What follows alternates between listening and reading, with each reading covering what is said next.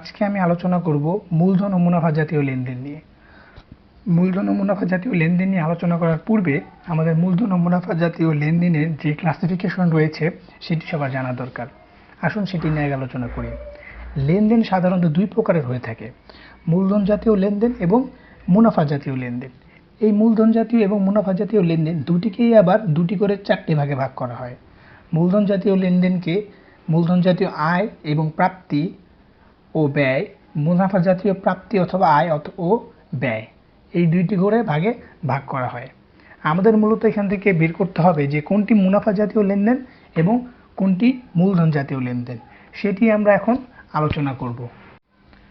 মূলধন ও মুনাফা জাতীয় অধ্যায়ের প্রধান কাজই হচ্ছে লেনদেনগুলোকে দুটি ভাগে ভাগ করা, একটিকে মূলধন জাতীয় মুনাফা এবং কোনটি মুনাফা জাতীয় লেনদেন সেটি আলাদা করা।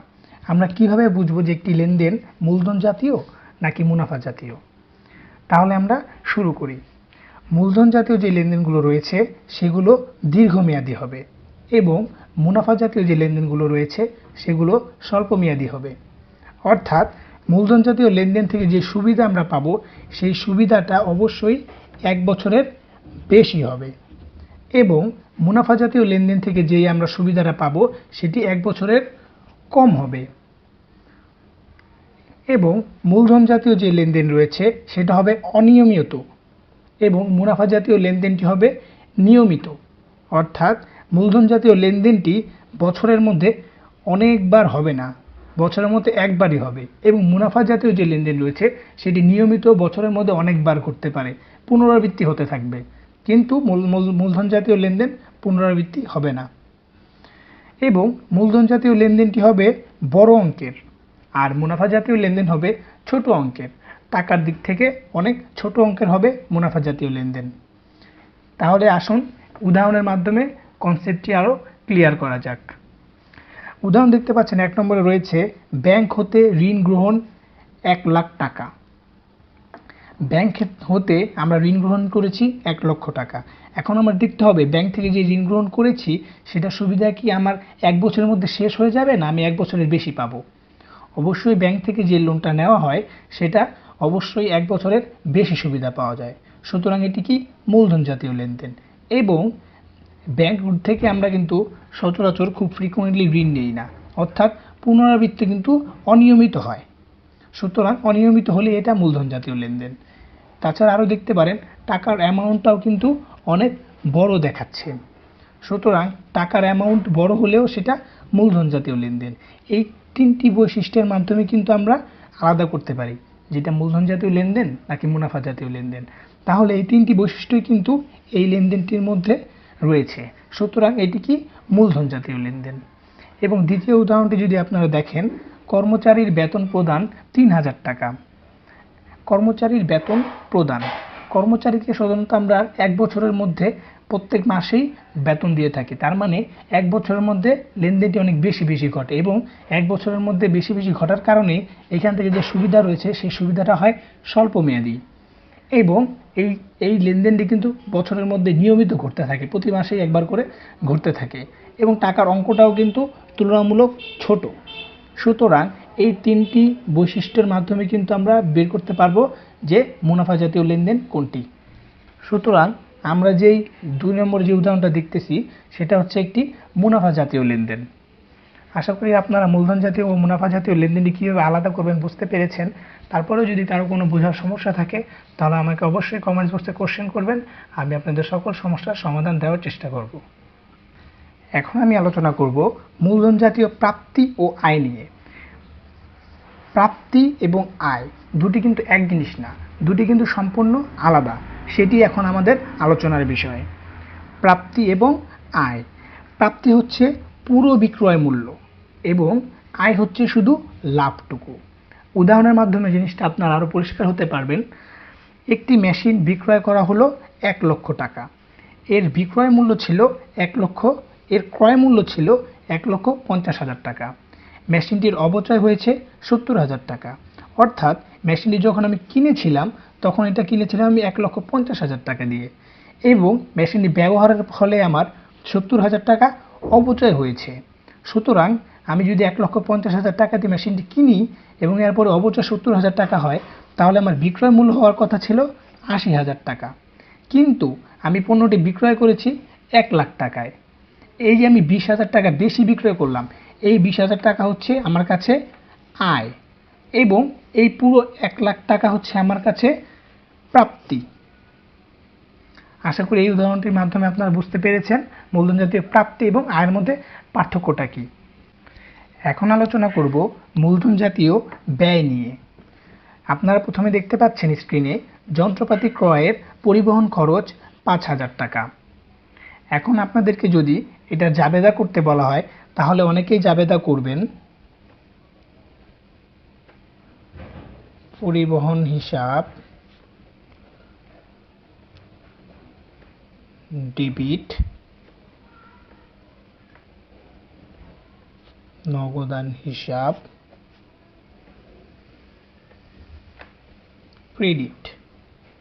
আসলে এই জাবেদা কিন্তু একটি ভুল হবে, কারণ যন্ত্রপাতি ক্রয়ের ফলে যে পরিবহন খরচটা আমরা দেই, সেই পরিবহন খরচটা কিন্তু যন্ত্রপাতির সাথে যুক্ত থাকে। যন্ত্রপাতি ক্রয়টি যেমন মূলধন জাতীয় ব্যয়, তেমনি যন্ত্রপাতির সাথে যাবতীয় যে খরচ থাকবে সেটিও কিন্তু মূলধন জাতীয় ব্যয় হবে।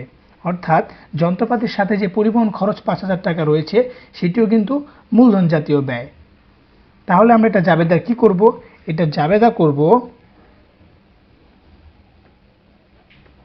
যন্ত্রপাতি হিসাব ডেবিট এবং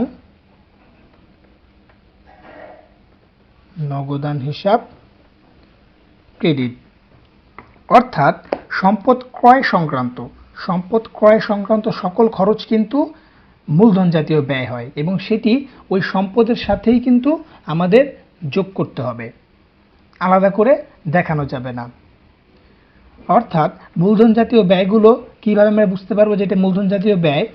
আমি আগেই আলোচনা করেছি এবং আরেকবার বলছি, মূলধন জাতীয় ব্যয়গুলো হবে অনিয়মিত এবং দীর্ঘমেয়াদী এবং টাকাটা হবে বড় অঙ্কের। মূলধন জাতীয় ব্যয়গুলো সাধারণত হয় স্থায়ী সম্পত্তি ক্রয়ের মাধ্যমে। একটু সাপোজ ধরেন আপনি কিছু ভূমি ক্রয় করলেন, এই ভূমিটা কিন্তু আমরা সচরাচর ক্রয় করি না। একবার ক্রয় করলে কিন্তু আমাদের 5 থেকে 6 বছর অনায়াসে চলে যায়। আমরা কিন্তু প্রতি বছরের মধ্যে 2-3 বার ভূমি ক্রয় করার চিন্তা ভাবনা করি না, কারণ এর যে আর্থিক অর্থ রয়েছে সেটি কিন্তু অনেক বড়, অ্যামাউন্টটা কিন্তু অনেক বড় থাকে। সুতরাং ভূমি ক্রয়টি একটি স্থায়ী সম্পদ। কিন্তু আমি যদি বলতাম যে পণ্য ক্রয়, তখন কিন্তু সেটি মুনাফা জাতীয় ব্যয়ে যেত, কারণ পণ্যটা আমরা 1 বছরের মধ্যে বারবার ক্রয় বিক্রয় করে থাকি। আশা করি মূলধন জাতীয় ব্যয়টি আপনারা বুঝতে পেরেছেন। কারো যদি কোনো সমস্যা থাকে আমাকে অবশ্যই কমেন্টস করে জানাবেন, আমি উত্তর দেওয়ার চেষ্টা করব। এখন আলোচনা করব মুনাফা জাতীয় প্রাপ্তি বা আয় নিয়ে। স্ক্রিনে আপনারা দেখতে পাচ্ছেন একটি উদাহরণ দেখানো হয়েছে, বেতন প্রাপ্তি 28,000 টাকা, এবং এই 28,000 টাকা বেতন হচ্ছে 14 মাসের জন্য। কিন্তু আমাদের ব্যবসায় কিন্তু আমরা হিসাব করে থাকি সাধারণত 1 বছরের, অর্থাৎ 1 বছরে 12 মাসের জন্য হিসাব করা হয়, 12 মাসের জন্য। কিন্তু আমার এখানে বেতন 28,000 টাকা দেওয়া হয়েছে 14 মাসের জন্য। সুতরাং আমার কাছে মূলধন জাতীয় প্রাপ্তি হচ্ছে পুরোটা 28,000 টাকা। এই 28,000 টাকা হচ্ছে আমার কাছে মুনাফা জাতীয় প্রাপ্তি। আমরা যদি এখন বের করি, যদি আমাদের 14 মাসে বেতন হয় 28,000, তাহলে আমাদের 1 মাসের বেতন হবে কত? 2,000 টাকা। এখন আমরা যদি বাদবাকি 2 মাসের বেতন বাদ দিয়ে দেই, 2 মাসের বেতন যদি হয়, 2 মাসের বেতন হবে কত টাকা? 4,000 টাকা। সুতরাং এই 28,000 টাকা থেকে যদি আমরা 4,000 টাকা বাদ দেই, তাহলে আমরা পাবো কত? 24,000 টাকা।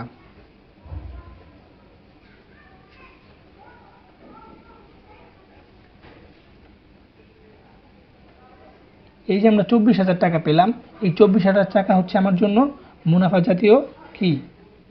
এই 24,000 টাকা হচ্ছে আমার কাছে মুনাফা জাতীয় আয়, এবং পুরো যেই বেতনের টাকাটা রয়েছে সেটি হচ্ছে আমার কাছে মুনাফা জাতীয় প্রাপ্তি। অর্থাৎ আমি বেতন পুরো যে টাকাটা পেয়েছি সেটা আমার কাছে প্রাপ্তি, কিন্তু বর্তমান চলমান যে বছরটা রয়েছে, একবারে পুরো 1 বছরের যে হিসাবটা রয়েছে, সেই 1 বছরে যেই বেতনটা রয়েছে সেটি হচ্ছে আমার কাছে আয়। অর্থাৎ আমার বেতন পেয়েছি আমি 28,000, কিন্তু আমার 12 মাসের বেতন হচ্ছে 24,000। এই 24,000 টাকায় আমার কাছে মুনাফা জাতীয় আয়, এবং 28,000 টাকা সম্পূর্ণ টাকাটাই হচ্ছে মুনাফা জাতীয় প্রাপ্তি। এখন আলোচনা করব মুনাফা জাতীয় প্রদান বা ব্যয় নিয়ে।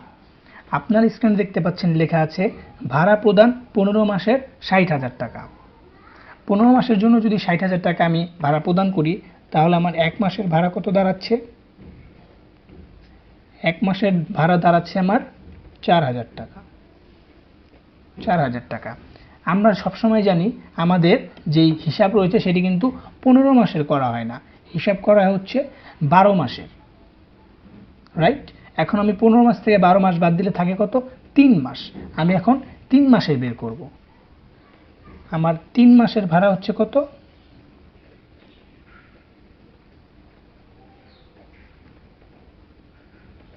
12,000 টাকা।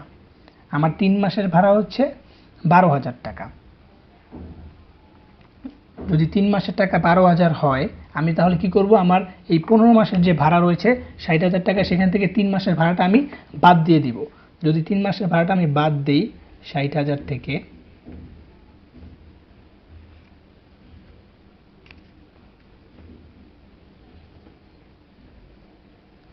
তাহলে আমার কাছে থাকে কত টাকা? 48,000 টাকা। অর্থাৎ এই 48,000 টাকা হচ্ছে কয় মাসের? এই 48,000 টাকা হচ্ছে 12 মাসের। এবং এই যে 12 মাসের যে 48,000 টাকা রয়েছে সেটি আমার কাছে মুনাফা জাতীয় ব্যয়। সেটি হচ্ছে মুনাফা জাতীয় ব্যয়। এবং আমি যেই ভাড়া টোটাল দিয়েছিলাম 60,000 টাকা, এই টোটাল 60,000 টাকা হচ্ছে মুনাফা জাতীয় প্রদান। অর্থাৎ চলতি মাসের যেটি থাকবে, চলতি বছরের, সেটি হচ্ছে আমার কাছে ব্যয়, এবং পুরো অ্যামাউন্টটা হচ্ছে আমার কাছে প্রদান। সুতরাং 60,000 টাকা হচ্ছে মুনাফা জাতীয় প্রদান, এবং আমার কাছে 48,000 টাকা হচ্ছে মুনাফা জাতীয় ব্যয়। এখন আমি আলোচনা করব বিলম্বিত মুনাফা জাতীয় ব্যয়। এটি একটু ডিফারেন্ট ক্যাটাগরির। বিলম্বিত মুনাফা জাতীয় ব্যয় আমরা কিভাবে বুঝতে পারবো এটা বিলম্বিত মুনাফা জাতীয় ব্যয়? বিলম্বিত মুনাফা জাতীয় ব্যয়টি একটি মুনাফা জাতীয় ব্যয় হবে, কিন্তু এর সুবিধা হবে দীর্ঘমেয়াদী। আমরা সাধারণত জানি মুনাফা জাতীয় যে ব্যয়গুলো রয়েছে সেগুলোর সুবিধা কিন্তু হয় স্বল্পমেয়াদী, অর্থাৎ 1 বছরের মধ্যেই সেগুলোর সুবিধা শেষ হয়ে যায়। কিন্তু বিলম্বিত মুনাফা জাতীয় ব্যয় এমন একটি ব্যয় যেটি মুনাফা জাতীয় ব্যয় হওয়া সত্ত্বেও এর সুবিধা হবে দীর্ঘমেয়াদী। অর্থাৎ এটি হচ্ছে মুনাফা জাতীয় ব্যয় এবং মূলধন জাতীয় ব্যয়ের একটি সংমিশ্রণ। উদাহরণের মাধ্যমে জিনিসটা আরও পরিষ্কার করা যাক। আপনার উদাহরণ দেখতে পাচ্ছেন বিজ্ঞাপন 5 লাখ টাকা 5 বছরের। বিজ্ঞাপন 5 লাখ টাকা হচ্ছে 5 বছরের জন্য। কয় বছর? 5 বছর। 1 2 3 4 5 বছরের জন্য। কিন্তু আমরা ব্যবসায় সম্ভবত হিসাব করে থাকি কয় বছরের? 1 বছরের জন্য। 5 লাখ টাকা হচ্ছে 5 বছরের, তাহলে আমার 1 বছরের বিজ্ঞাপন কত দাঁড়াচ্ছে? 1 বছরের বিজ্ঞাপন কিন্তু আমার 1 লাখ টাকা। এই 1 বছরে হচ্ছে আমার 1 লাখ টাকা, এবং বাদ বাকি যে 4 বছর রয়েছে সেটি মিলিয়ে হচ্ছে 4 লাখ টাকা। অর্থাৎ আমার কাছে যেই 4 বছরের যেই বিজ্ঞাপনটা রয়েছে, যেই বিজ্ঞাপন খরচটা রয়েছে 4 লাখ টাকা, সেটি হচ্ছে বিলম্বিত। এবং 1 বছরের যেই আমার বিজ্ঞাপন খরচটা রয়েছে সেটি হচ্ছে আমার জন্য অবলোপন।